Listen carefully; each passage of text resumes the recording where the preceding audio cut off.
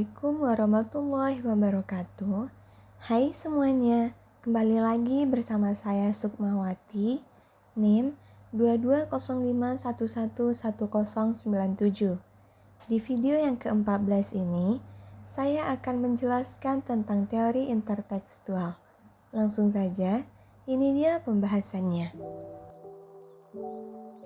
Intertekstual merupakan kajian tentang hubungan suatu teks dengan teks yang lain, karena tidak ada teks karya sastra yang begitu saja lahir, melainkan sebelumnya sudah ada karya sastra lainnya.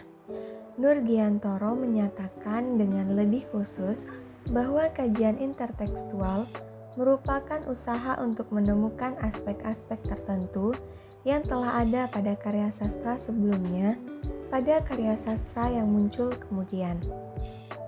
Kajian intertekstual dimaksudkan sebagai kajian terhadap sejumlah teks yang diduga mempunyai bentuk hubungan tertentu, seperti hubungan unsur-unsur intrinsik seperti ide, gagasan, peristiwa, plot, penokohan, gaya bahasa, dan lainnya di antara teks yang dikaji.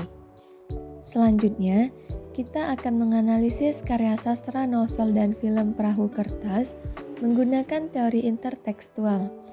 Adapun penulis dari novel perahu kertas adalah Dewi Lestari, dan sutradara dari film perahu kertas adalah Hanung Bramantyo. Yang pertama, dalam film, Kugy mentraktir temannya berempat untuk makan di pemadam kebakaran. Sedangkan dalam novel, Kugy hanya berdua dengan Kenan. Yang kedua, saat melihat-lihat lukisan di kosannya Kenan, di dalam film mereka datang berempat.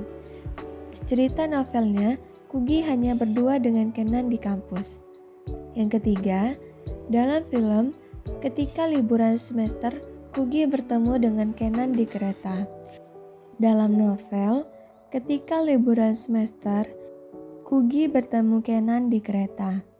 Yang keempat, Kenan mengomentari cerpen Kugy dalam film saat di kereta api yang mereka tumpangi berhenti karena ada pohon tumbang.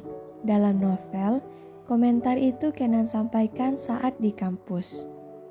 Yang kelima, dalam film, ulang tahunnya Noni diadakan sebelum putusnya hubungan Kugy dan Joshua, sehingga Kugy merasa hilang semuanya.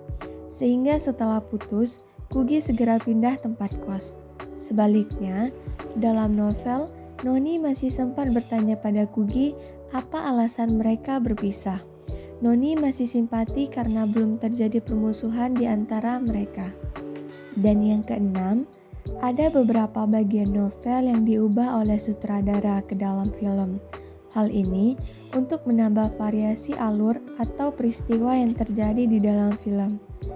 Variasi dalam film ini untuk lebih membawa penonton hanyut dengan menonjolkan latar dan alur yang lebih romantis. Yang ketujuh, dalam novel, cerita dibiarkan terbuka sedangkan di dalam film tertutup. Digambarkan rangkaian peristiwa yang menyimpulkan setiap akhir kisah masing-masing tokoh. Dan yang terakhir, ada bagian tertentu yang berubah seperti latar tempat dalam novel di Amsterdam, dalam film dihilangkan. Hal ini diperkirakan untuk penghematan dan juga tidak merusak badan cerita aslinya. Unsur intrinsik tokoh, ada satu tokoh yang berubah dari novel yaitu tokoh Gina, berubah menjadi Siska di filmnya.